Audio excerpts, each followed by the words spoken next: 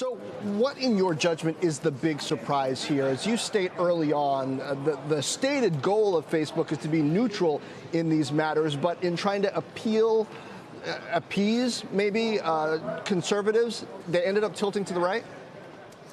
Yeah, I mean, it was obvious to me from having covered the company that it kept making decisions that fundamentally fell in line with what Republicans were pushing for. But it also became clear to me that the pressures were real, right? The president's tweeting about the company in congressional hearings. They're being accused of bias, and the Justice Department is investigating them. State attorney generals are investigating them. I mean, they've got some real political issues, and it's not surprising in a way that they've had to adapt to that. So what are the pressures inside Facebook, or the forces that you would say are maybe pushing them in a different direction from this? Because we're in another election cycle right now, and they're bound to face questions and pressure from both sides about seeming bias. Are they going to run the same playbook?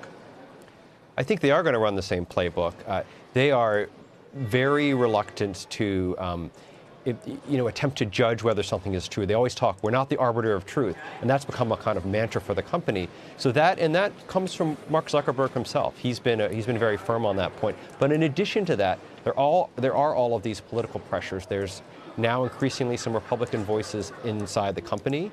They've worked to rebalance that, because coming into the 2016 election, they had essentially one or two Republicans in that company. So there's been a real effort to kind of rebalance the ranks, and that, of course, has had consequences in the way decisions get made.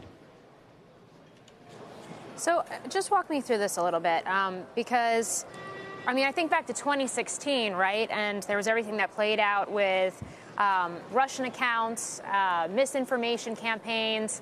You saw that 37-page indictment from Robert Mueller as well back in 2018. That also pointed to the fact that it wasn't even just the Trump campaign that was affected by this, but also Bernie Sanders' campaign at the time. We've had the company put in place many, many more employees, make changes, talk about a war room. We went through the 2018 election. We saw less abuses, less manipulation. To hear you say that we could be poised for the same type of situation as 2016 and 2020, what do you mean by that? Well, Facebook has absolutely staffed up in combating the kind of foreign interference that happened in 2016, and for which they were not prepared and did a poor job combating it. So if the exact same thing came to pass in 2020 and they discovered it, I think they would act against it, and that would be an improvement. I think we all would agree. But they've been extremely reluctant to deal with other kinds of misinformation and disinformation, particularly when they're from domestic actors. They don't want to get involved in whether a politician is lying. They don't want to get involved in whether any sort of political group is pushing the truth in a way that may mislead people. They do not want to be in the business of saying something is true or something is false. And that, in a sense, really ties their hands, because if there's outright falsehoods that spread on their platform, everybody knows they're not true, and they're not acting against it, as they did when the Nancy Pelosi video came out with seeming to show her drunk. Like that limits their ability to combat this stuff.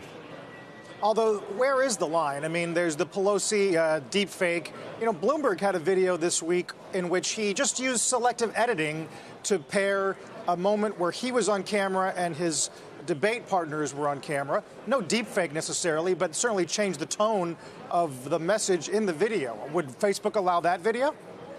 Oh, I'm sure they would. I mean, and your argument is exactly the argument that they make to us all day long. Like, once we start saying no to the Nancy Pelosi video, where does that line end up? I think it's an authentically difficult discussion and a hard place to figure out what the right line is. And they've eventually said there's very few lines. There's a couple of lines around hate speech and a few other things. But when it comes to truth and falsehood, they are not in that business. They're not going to get in that business. And that really distinguishes them in part from some of the other social media companies.